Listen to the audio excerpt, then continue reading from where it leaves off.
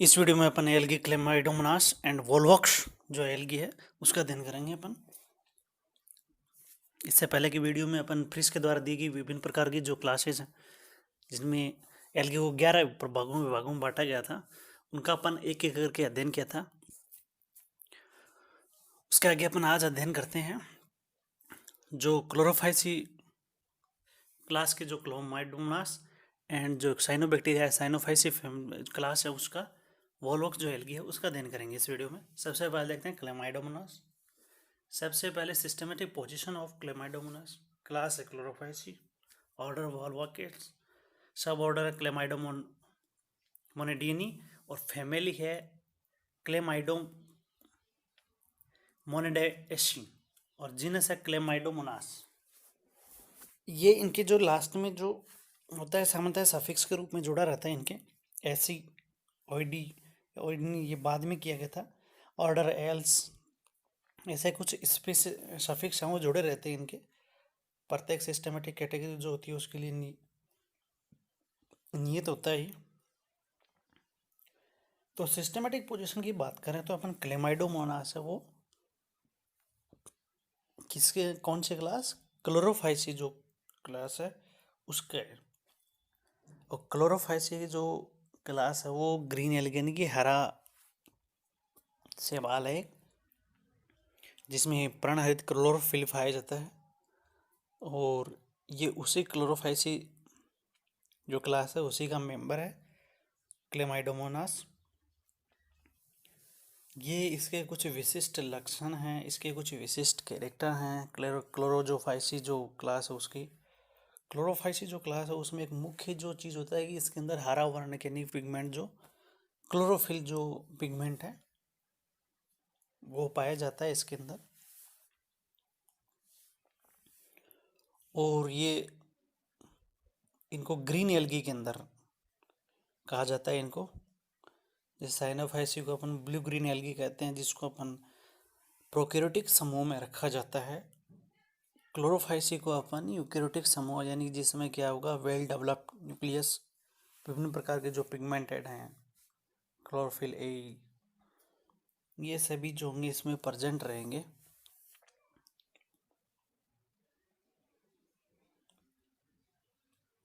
ये था systematic position Chlamydomonas की। अब देखते हैं इसके बारे में डिटेल से कि क्लेमाइडोमोनास है वो genus of biflagellated single cell green algae यानी कि दो फ्लैजिला होंगे, एक कोशिकीय शैवाल, हरा शैवाल है, फैमिली क्लेमाइडोमोनेडेसी।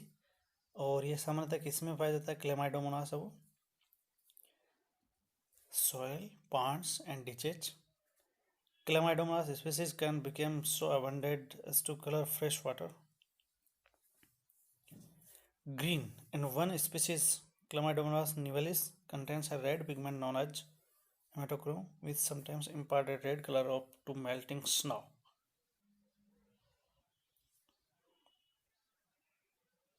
सामान्यतः इनका रंग हरा होता है और ये इतनी अधिक मात्रा में ग्रोथ करती हैं कि उससे उस जो फ्रेश वाटर है उसका रंग है वो हरा हो जाता है उसका, क्योंकि ग्रीन एल्गी है क्लोरोफाइसी क्लास से आती है इसलिए हरा हो जाता है इनका।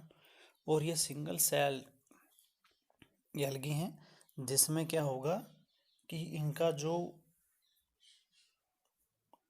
एक दो फ्लैजिला यानी कि बाई फ्लैजिलेटेड हैं। ये मूवमेंट करने के लिए अगर बात करें अपन गति करने के लिए तो फ्लैजिला की सहायता से गति करती हैं और जो शीर्ष भाग है उसमें दो फ्लैजिला पाए जाते हैं।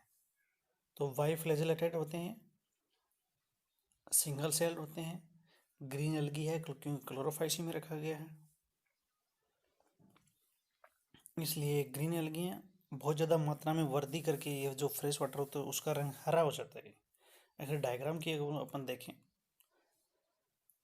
जैसे कि एक डायग्राम शो हो रहा है, इसमें क्या होगा दो ऊपरी जो भाग में दिखा रखा है ये दो फ्लैजिला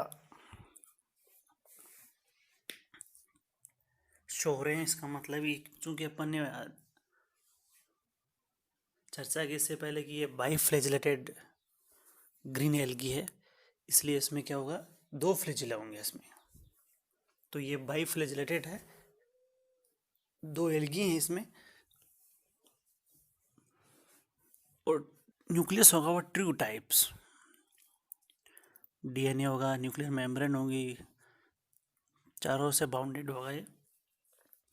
तो न्यूक्लियस हो रहा है, इसके साथ ही इसमें गोल्जी बॉडी, क्योंकि यूकेरियोट्स में है।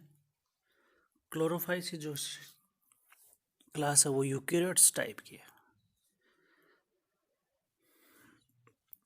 इसमें विभिन्न प्रकार की जो फाइलोनोड है वो भी इसी में होंगी। इसके बाद में अगर देखें अपन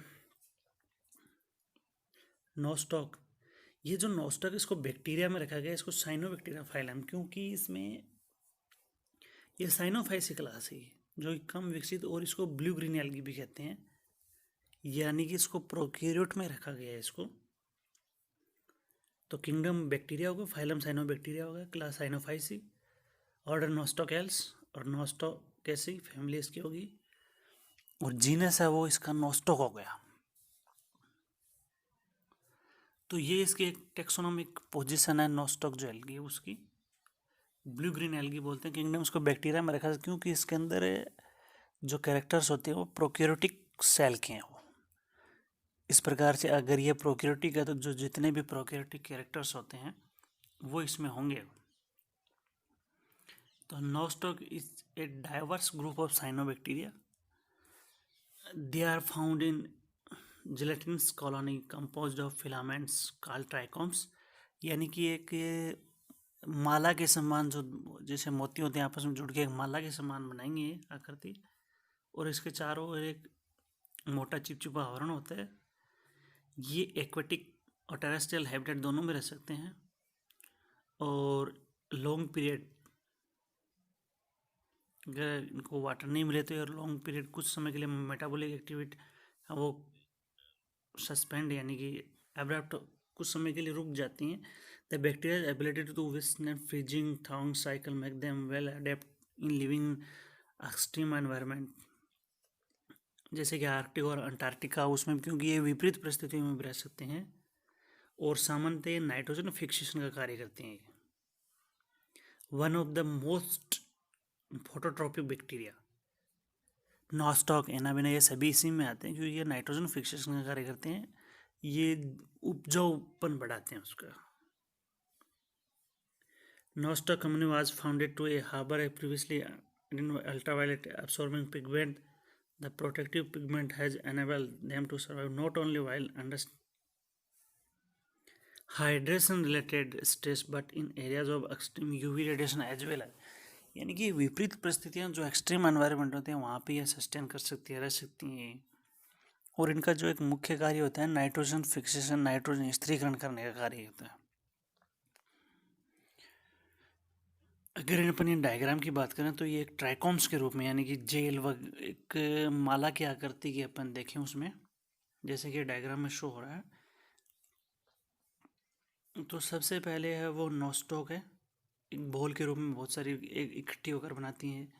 दूसरा अगर अपन उसे माइक्रोस्कोप की सहायता से देखें तो बहुत सारे उसके अंदर नोस्टॉक जो ट्राइकोम्स हैं वो दिखाई देंगे। और उसके अंदर अगर अपन एक सिंगल फिलामेंट का अध्ययन करें तो इसमें दिखाई दे रहा है कि इसमें माला की आकृति की समान संरचनाएं हैं। इसमें हेटेरोसिस्ट एक संरचना होती है, पोलर नोड्यूल एकाइनेट होंगी जो छोटे छोटे गोलाकार मालाकार संरचनाएं होंगी वो, और साइनोग्रेनुल्स। और इसका जो मुख्य हेटेरोसिस्ट को माना जाता है कि नाइट्रोजन फिक्सेशन का कार्य करती है, ऐसा माना जाता है। तो ये एक, क्योंकि ये जिलेटिन अवस्था में रहती है एक कॉलोनी का, एज ए कॉलोनी, क्योंकि उस चारों ओर एक म्यूसिलेज जो चिपचिपा आवरण है उसके द्वारा ये घिरे रहती हैं, और बहुत सारे नोस्टॉक होंगे उसमें। और एक नोस्टॉक की संरचना वो यहाँ दिखाई दे रही है, उसमें से अलग अलग एक ग्रेनुल्स की सहायता से आपस में जुड़कर बनाते हैं, और बाहर के जो है एक शीत चिपचिपा जो आवरण है वो पाया जाता है। तो आज की वीडियो में इतना ही, धन्यवाद।